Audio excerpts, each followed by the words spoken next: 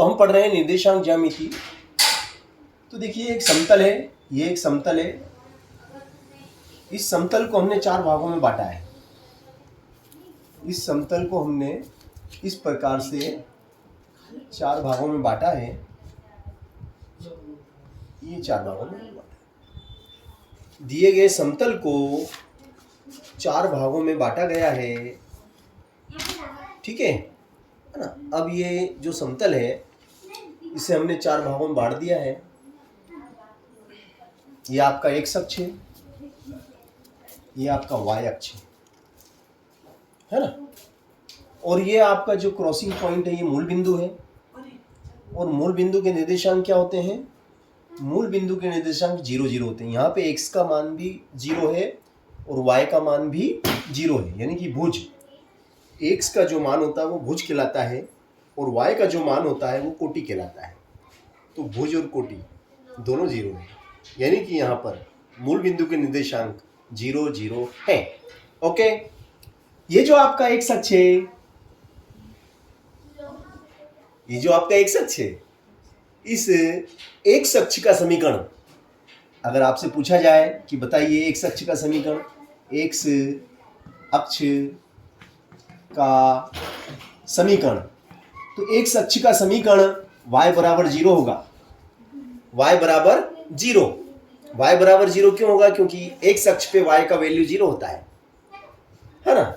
ये जो आपका x अक्ष है, इस x अक्ष का समीकरण होगा y बराबर 0। अगर आपसे कोई पूछा जाए y अक्ष का समीकरण बताइए, तो y अक्ष का समीकरण, y अक्ष का समीकरण क्या होगा बताओ? तो x बराबर 0, x बराबर 0 होगा y अक्ष का समीकरण, ठीक है ना। और ये जो क्रॉसिंग पॉइंट है, जो जिसको हम O से दर्शाते हैं, ये मूल बिंदु है। इसको मूल बिंदु कहा जाता है। मूल बिंदु के निर्देशांक 0 0 होते हैं।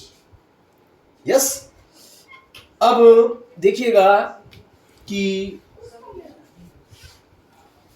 ये जो x अक्ष की 0 से, ये मतलब दाएं हाथ की तरफ जो ये x अक्ष है आपका, ये दाएं हाथ की तरफ जो x अक्ष है वो उधर सभी बिंदु धनात्मक होते हैं। 1 2 3 4 5। तो ये प्लस का 1, प्लस का 2, प्लस 3 और प्लस 4 और प्लस 5, ये सब धनात्मक है। और इधर बाएं हाथ की तरफ ये बिंदु ऋणात्मक होते हैं। बाएं हाथ की तरफ ये बिंदु कैसे होते हैं? ऋणात्मक होते हैं। -1 -2, ये बाएं हाथ की तरफ ऋणात्मक होते हैं। ये बिंदु ऋणात्मक होते हैं, ठीक है ना। तो x अक्ष की दाएं हाथ की तरफ जो दिशा है वो धनात्मक और बाएं हाथ वाली ऋणात्मक होती है। इसी प्रकार y अक्ष में भी ऊपर की तरफ धनात्मक, ऊपर की तरफ धन का 1, धन का 2, धन का 3, और नीचे की तरफ ऋण का 1, ऋण का 2 और ऋण का 3, ऋण का 4, नीचे की तरफ ऋणात्मक, ठीक है ना। अब मान लो ये देखो, एक जो ये समतल है, जो प्लेन है, इस प्लेन को हमने 4 भागों में बांट दिया है। इस प्लेन को हमने 4 भागों में बांटा है। पहला भाग, दूसरा भाग, फर्स्ट, सेकेंड, थर्ड और चतुर्थ, ये 4 भाग हमने इसके करे हैं, इस प्लेन के, है ना। अब ये जो प्रथम है भाग है, इसको प्रथम चतुर्थांश कहते हैं, क्योंकि 1 2 3 4 चतुर्थ है। तो ये प्रथम चतुर्थांश, ये द्वितीय चतुर्थांश, ये तृतीय चतुर्थांश, ये चतुर्थ चतुर्थांश कहलाता है, ठीक है। अब इस दिशा में, इस एरिया में, इस प्रथम चतुर्थांश में x के जो भी मान है वो सभी धनात्मक हैं, y के जो भी मान है वो सभी धनात्मक हैं। x के सभी मान धनात्मक हैं, y के सभी मान धनात्मक हैं, इसलिए इसमें भुज और कोटि दोनों धनात्मक आते हैं। भुज का मान भी धनात्मक, कोटि का मान भी धनात्मक। भुज यानी कि x का वैल्यू और कोटि यानी y का वैल्यू। तो भुज और कोटि दोनों धनात्मक होते हैं इसमें। ठीक है, अब इसमें आप देख रहे हैं द्वितीय चतुर्थांश में x का मान तो ऋणात्मक है, किंतु y का मान धनात्मक है। ये x और ये y, इसमें भुज ऋणात्मक होती है और कोटि धनात्मक होती है। ऑलराइट, अब हम आ जाते हैं तृतीय चतुर्थांश में। तो आप देख रहे हैं कि x भी ऋणात्मक है और y भी ऋणात्मक है, यानी कि दोनों ऋणात्मक हैं। यानी कि भुज भी ऋणात्मक है और कोटि भी ऋणात्मक है। भुज और कोटि दोनों ऋणात्मक है, माइनस माइनस। भुज और कोटि दोनों धनात्मक है, प्लस प्लस। और भुज ऋणात्मक और कोटि धनात्मक, तो माइनस प्लस। अब हम बात करेंगे चतुर्थांश की। तो इसमें ये तो प्लस है और ये माइनस है। ठीक है, तो ये हो जाएगा आपका, है ना, ये हो जाएगा आपका प्लस माइनस, यानी कि एक धनात्मक और एक ऋणात्मक। तो ये हो गया आपका चतुर्थांश। ठीक है, अब क्या करेंगे कि मान लो कोई बिंदु दिया गया आपको, मान लिया कोई बिंदु दिया गया है। बिंदु है आपका 4 - 3, ये बिंदु है आपका 4 - 3। 4 कैसा है आपका? 4 आपका कैसा है? 4 आपका धनात्मक है, आगे कुछ नहीं, मतलब धन का निशान है। आगे कोई निशान नहीं है, मतलब धन का निशान है। ठीक है, तो 4 - 3, 4 धन का है और 3 ऋण का है, यानी कि प्लस, भुज प्लस का है और कोटि ऋण का है, माइनस का है। तो प्लस माइनस कहाँ दिख रहे हैं? इसमें दिख रहे हैं, प्लस माइनस चतुर्थांश में। तो ये बिंदु किस चतुर्थांश में होंगे? तो ये बिंदु इस चतुर्थांश में होंगे, ये चतुर्थ में होंगे। आप यहाँ से इस तरीके से आप पता लगा सकते हैं कि पहला प्लस का है, दूसरा माइनस का, प्लस माइनस चतुर्थांश में होंगे। अगर मान लो आपको दे दिया जाए कि बताइए कि -1 और -4 किस चतुर्थांश में है? किस चतुर्थांश में है? तो -1 और -4, यानी कि भुज भी ऋण का और कोटि भी ऋण की, तो दोनों ऋण के हैं, तो दोनों ऋण के इसमें। तो ये आपका तृतीय चतुर्थांश है। तो -1 और -4 किस चतुर्थांश में स्थित होंगे? तो -1 और -4 तृतीय चतुर्थांश में स्थित होंगे। अगर आपसे पूछा जाए कि -3 और 9 किस चतुर्थांश में है? तो ये आपका भुज है और ये आपका कोटि है। तो भुज आपका ऋणात्मक है और कोटि आपकी धनात्मक है, तो ये द्वितीय चतुर्थांश में स्थित होंगे। और अगर आपसे पूछा जाए कि बताइए 5 और 7 किस चतुर्थांश में है? तो 5 के आगे कुछ नहीं, मतलब धन का है। 7 के आगे कोई निशान नहीं, मतलब धन का है। धन लगाया नहीं जाता, धन का निशान रहता है। तो दोनों धनात्मक हैं, इसलिए ये प्रथम चतुर्थांश में ये बिंदु स्थित है। ठीक है ना? इस तरीके से हम पता लगा सकते हैं कि कौन सा बिंदु किस चतुर्थांश में स्थित है। अगर आपसे ये पूछा जाए कि बताइए -1 और 0 किस चतुर्थांश में स्थित है? 10 कहाँ स्थित है? 10 कहाँ स्थित है? अगर ऐसा पूछा जाए कि बताइए कि 10 कहाँ स्थित है, तो 1 जो कि आपका भुज होता है और y जो कि आपका कोटि है, तो x is 1, y is 0, तो y का मान x पे y का मान 0 होता है। x अक्ष पे y का मान, x अक्ष पे y 0 होता है और x अक्ष पे x बराबर 1 और y बराबर 0, यानी कि 10। तो 10 ये कहाँ है? 10 एक्स अक्ष पे स्थित है। कहाँ पे है? एक्स अक्ष, एक्स अक्ष पर स्थित है। कहाँ पे स्थित है? एक्स अक्ष पे स्थित है। कहाँ पे स्थित है? एक्स अक्ष पर स्थित है ना। 10 एक्स अक्ष पर स्थित है। अगर आपसे ऐसा पूछा जाए कि बताइए 0 -2, 0 -2 किस अक्ष पे स्थित है?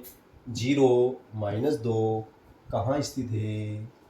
0 -2 कहाँ स्थित है? तो 0 -2 कहाँ है? तो 0 यानी कि x का मान 0, x का मान यानी कि भुज, भुज क्या है? भुज 0 है। और y क्या है? -2, तो y ये y पे स्थित है। y पे x का मान 0 होता है और y पे स्थित है और y की ऋणात्मक दिशा में स्थित है। y अक्ष पे ऋणात्मक दिशा में, y अक्ष पर ऋणात्मक दिशा में, क्योंकि y का मान ऋण है तो y अक्ष पे तो स्थित है मगर y अक्ष की ऋणात्मक दिशा में स्थित है। ठीक है, y अक्ष की कौन सी दिशा है? ऋणात्मक दिशा। चलिए, है ना। अगर पूछा जाए कि बताओ 3 और 0 कहाँ स्थित है? 3 और 0 किस कहाँ स्थित है?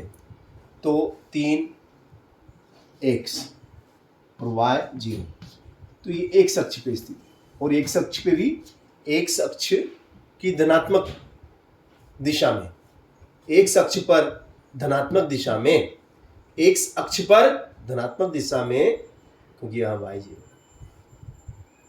ठीक है, अगर पूछा जाए 0 4 तो y अक्ष पे, क्योंकि y पे x का मान 0 होता है, y पे x का मान 0, तो y अक्ष पे तो स्थित है, y अक्ष पर तो स्थित है मगर y अक्ष की धनात्मक दिशा में। कौन सी दिशा में? धनात्मक दिशा में, y अक्ष की धनात्मक दिशा में स्थित है। ठीक है,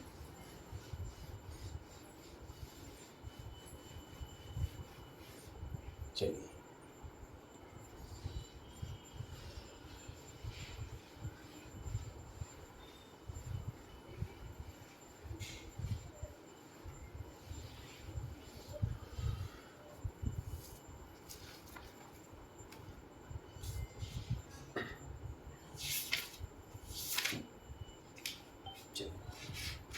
अब निम्नलिखित समीकरणों में से प्रत्येक समीकरण के 4 हल ज्ञात कीजिए। कितने हल ज्ञात करना है? अब आपको दो चरों वाला जो समीकरण अगर आपको दिया गया है 2x + y = 7, ये दो चरों वाला समीकरण है, दो चरों वाला रेखिक समीकरण है ना। अब ये दो चरों वाला जो रेखिक समीकरण है इसको हल करना है और हल करके x y के मान निकालना है। तो इसके कितने हल निकालना? आपको 4 हल निकालना है। 4 हल ज्ञात कीजिए।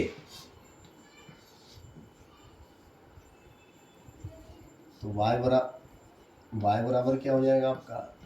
7, ये 2 उधर गया तो ऋण का 2x, y बराबर 7 - 2x। अब y का मान अपनी इच्छा से रखते जाओ, है ना। आपको टेबल मिल जाएगी, ये टेबल बन जाएगी।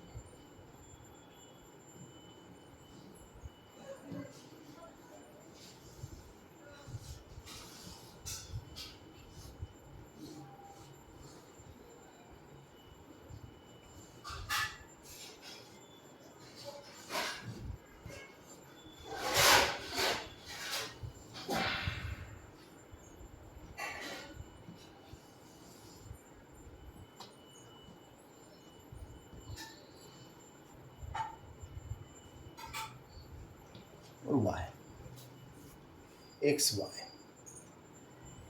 ठीक है, ये हो गया आपका x,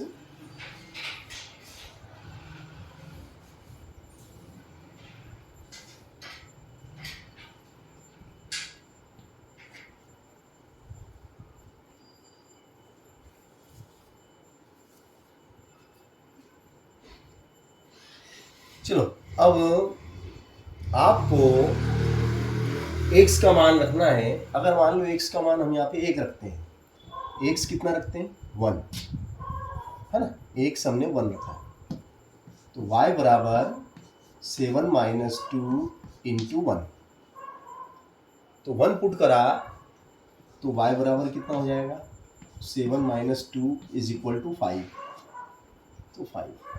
ये हमने पहला हल। इस समीकरण का पहला हल क्या है 1 5, बिंदु 1 5, बिंदु 1 और 5, ये इसका हल है। बिंदु 1 5 दी गई समीकरण का हल है। x की जगह 1 रख दो तो 2 एकम 2, 2 एकम 2, x की जगह 1 आ जाएगा, तो इनके बीच में गुणा 2 एकम 2 और जुड़ गया y का मान, y कितना 5, 2 एकम 2, 2 और 5 हो गए 7। चलो एक हल तो निकल लिया।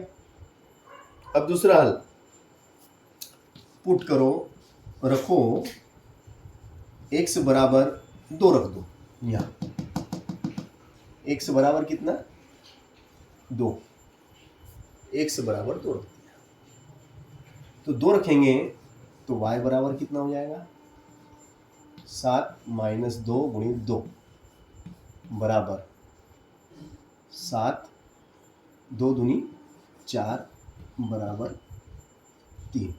कितना आया 3, 2 रखा तो 3 आया,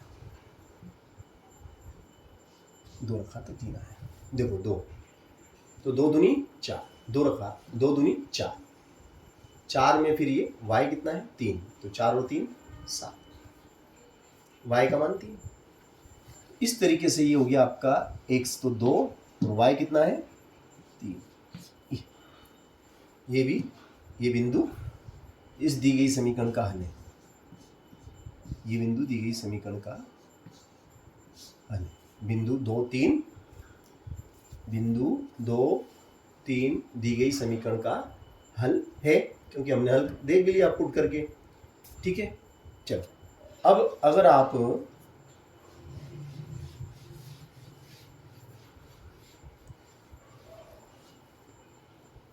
x बराबर 3 पुट करते हैं, है ना, x बराबर आपने 3 रख दिया, ठीक है ना, तो y बराबर क्या हो जाएगा 7 माइनस 2 गुणित 3, तो y बराबर 7, 2 3 6 बराबर 1, बराबर में 1, तो x बराबर कितना 3, तो y बराबर कितना आया y बराबर 1 आया। अब x की जगह 3 रख दो, 3 दूनी 6, 3 दूनी 6 और 1 जुड़ गया, y का मान 1, 3 दूनी 6 और 1 7 हो गया। ठीक है, अब x बराबर 4 पुट करो, कितना पुट करो x बराबर 4,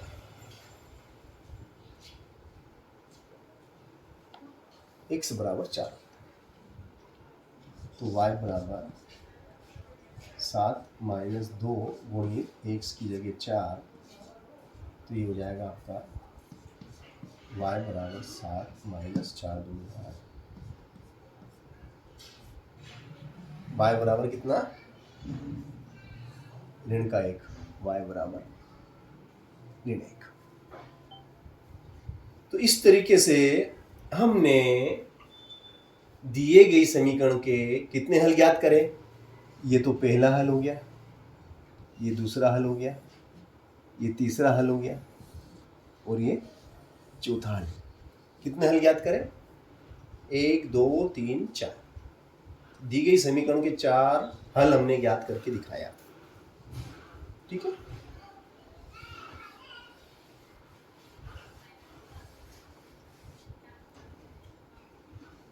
चलो नेक्स्ट क्वेश्चन है आपका x is equal to 4y, x is equal to 4y, ये समीकरण है आपकी। x is equal to 4y, तो इस समीकरण के भी हमें कितने हल ज्ञात करना है? 4 हल ज्ञात करना है। तो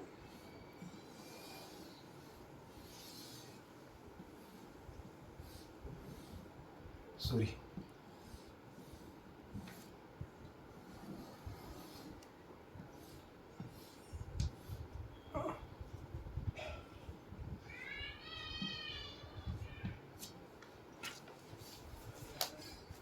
है ना, ये आपकी समीकरण पुट करो इसमें, put y is equal to 0। क्या पुट करेंगे? y इज इक्वल टू 0 रखना चाहो तो 0 रख लो, है ना। चलो x 0 रख दिया, तो 0 रखेंगे तो क्या हो जाएगा? y is equal to, sorry, y की जगह 0 रखा, y की जगह 0 पुट करा, y 0, तो x बराबर क्या हो जाएगा? 4 गुणित 0 बराबर 0, बराबर 0।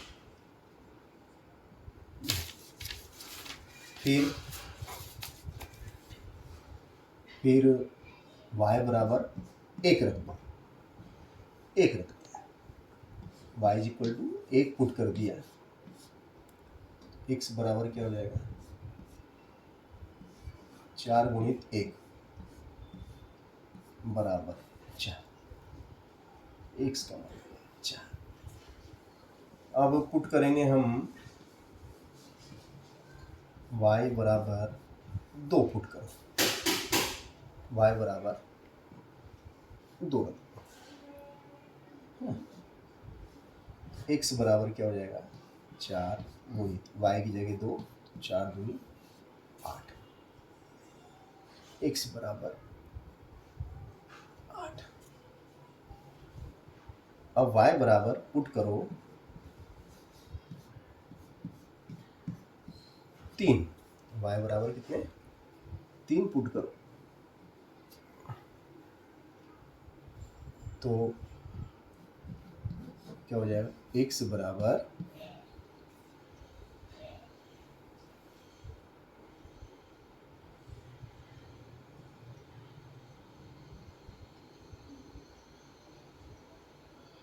y बराबर 3, 4 दिया 12, ये 12। तो इस तरीके से हमने आपके सामने पहला हल, दूसरा हल, तीसरा हल और ये चौथा हल, कितने हल निकाले? 4 हल निकाल के दिखाए आपको हमने, 4 हल ज्ञात करे। ठीक है,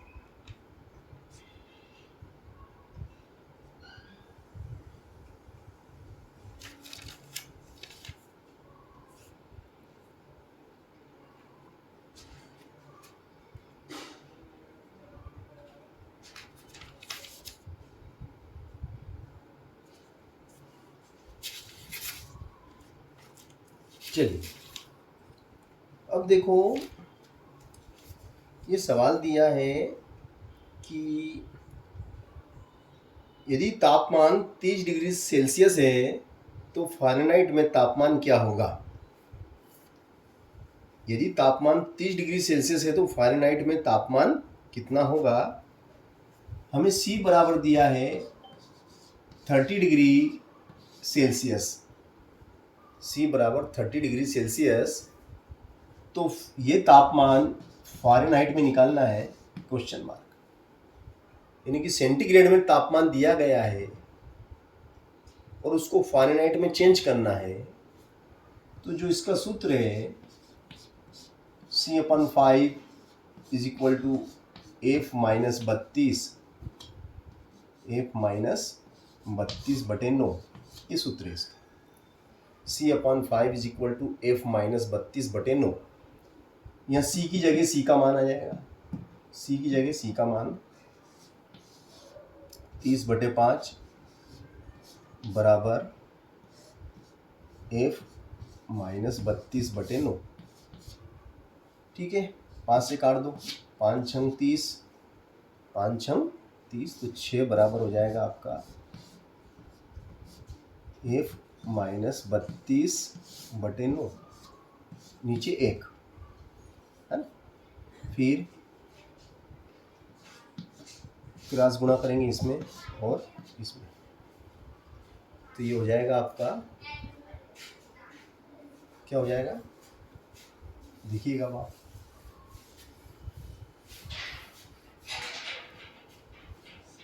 एफ माइनस 32 बराबर 9 छंग 54, एफ बराबर हो जाएगा आपका 54, ऋण के 32 उधर गए, धन के 32 हो गए, एफ बराबर हो जाएगा 4 2 6 5 और 3 8, 86 डिग्री फ़ारेनहाइट।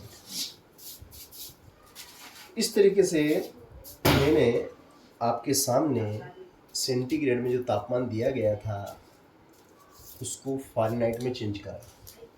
अब यदि आपको तापमान 95 डिग्री फ़ारेनहाइट दिया गया है तो इसे सेल्सियस में बदलना है। अब इसका अपोजिट, यानी कि अब फ़ारेनहाइट में तापमान दिया गया है, अब आपको एफ बराबर कितना दिया है, F is equal to 95 degree Fahrenheit, ये फ़ारेनहाइट है।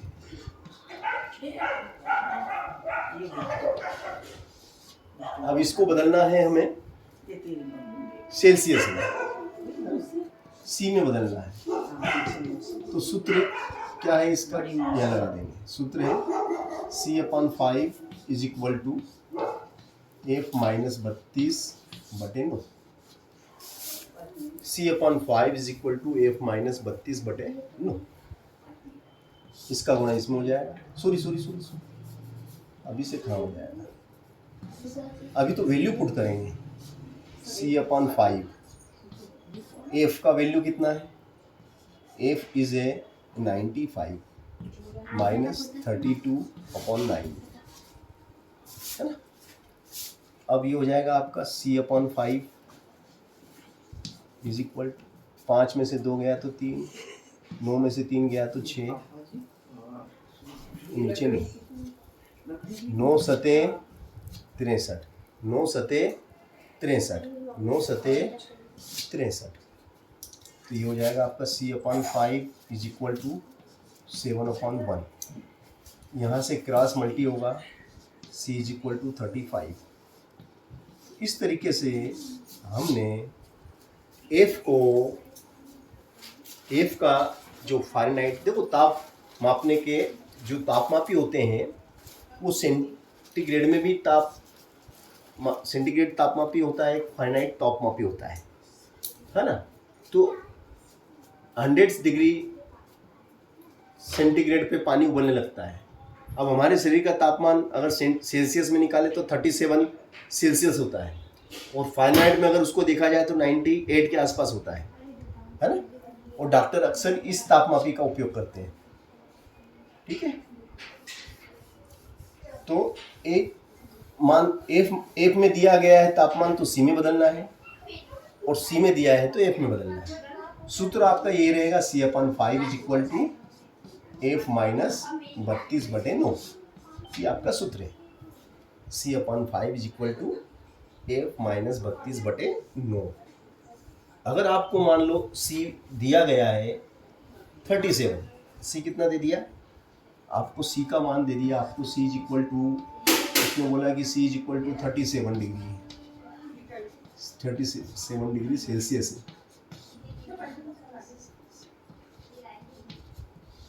चलो है ना, तो सी की जगह कितना आ जाएगा 37, और नीचे कितना 5, एफ माइनस 32/9, इसको इसमें बदलेंगे, इसको इसमें,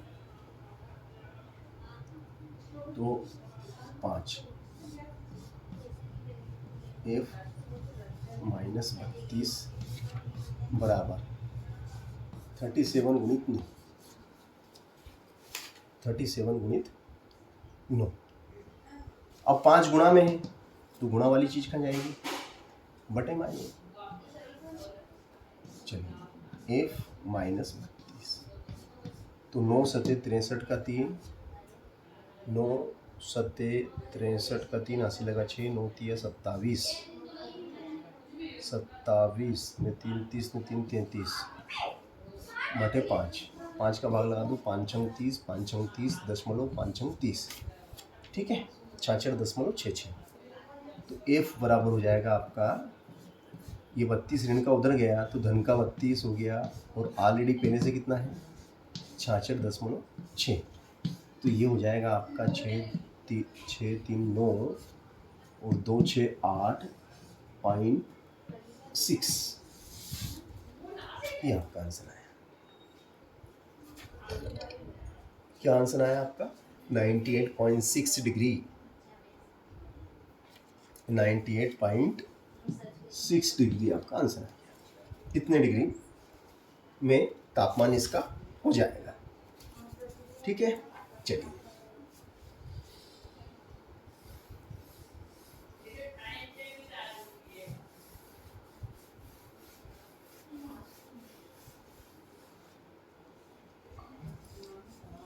अब यदि आपको ऐसा समीकरण दिया गया है x + y = 7, अब इस समीकरण के आपको 4 हल ज्ञात करना है। कितने हल ज्ञात करना है, 4। तो आप क्या करेंगे, यहाँ से आप y को चलो यहीं रहने दो, x को उठा के उधर ले गए, आपकी इच्छा हो जिसको ले जाओ, y को भी ले जा सकते हैं, ऐसा नहीं है कि x को ही ले जा सकते हैं, आप y को भी ले जा सकते हैं उठा के बराबर के उस तरफ, ठीक है। अब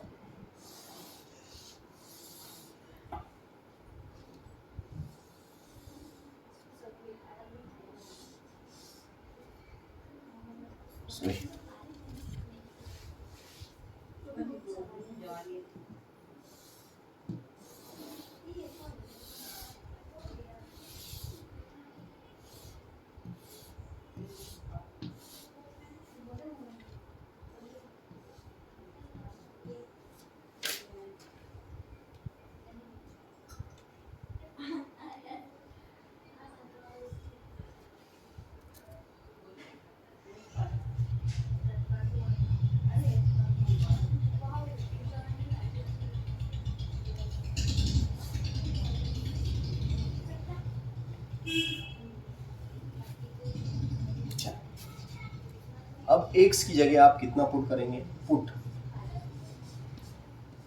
x बराबर 1, x की जगह आपने 1 पुट करा, x की जगह कितना पुट करा, 1, तो y बराबर कितना हो 7, x की जगह 1 बराबर 7 में से 1 गया तो 6, ठीक है। फिर पुट करा आपने x बराबर आपने पुट करा 2, कितना करा 2, x की जगह 2 पुट करा, सॉरी 7 और x की जगह आ गया 2 बराबर 5,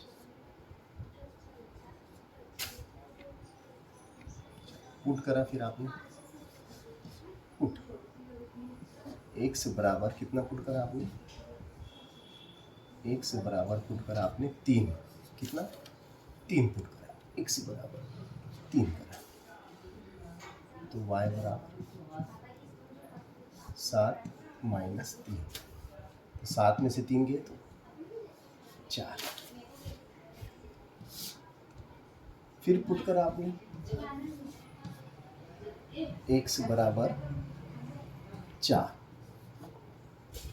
है ना, तो y बराबर कितना होगा 7 - 4, y बराबर 3, तो 4 पुट करा 3 आया। इस तरीके से आपके सामने हमने दी गई रैखिक समीकरण के 4 हल निकाल के आपको दिखाए। कितने हल निकाल के दिखाए? 4 हल ज्ञात करके दिखाए। ठीक है,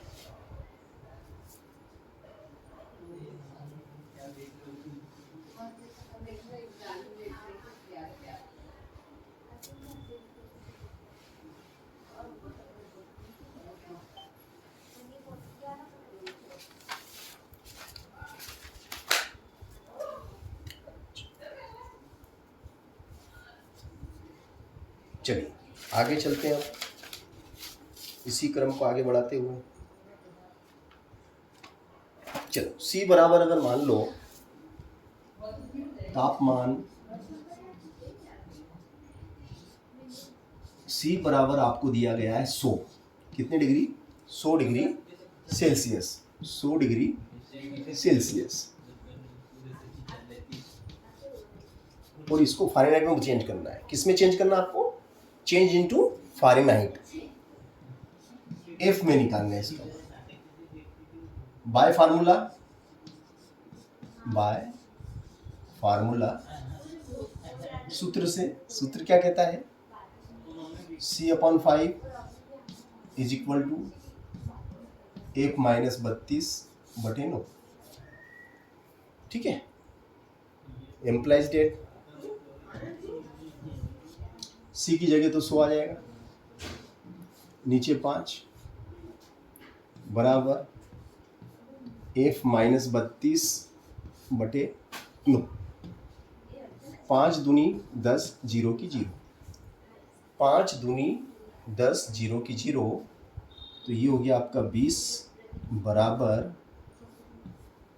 F-32/9, नीचे 1, इसका इसमें गुणा करेंगे, इसका इसमें गुणा, तो ये हो जाएगा F-32 बराबर 9 दूनी 18, 180।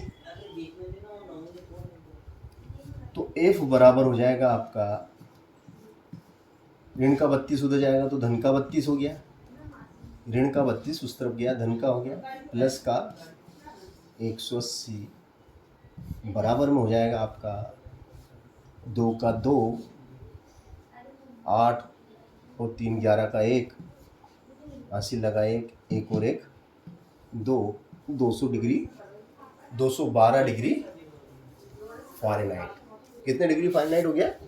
212 डिग्री फ़ारेनहाइट।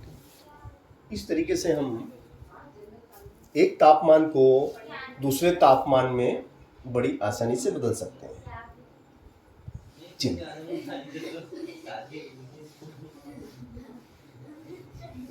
अगर आपको F बराबर 212 डिग्री फ़ारेनहाइट दिया है और C में मान निकालना है, अब इसको C में बदलना है। F बराबर कितना दिया? 212 डिग्री फ़ारेनहाइट। अब C में इसका मान क्या होगा? वही सूत्र लगा देंगे आप, सूत्र हो जाएगा C/5 is equal to F-32/9, तो ये हो जाएगा आपका C/5, F की जगह 212 माइनस 32/9, तो ये हो जाएगा आपका C/5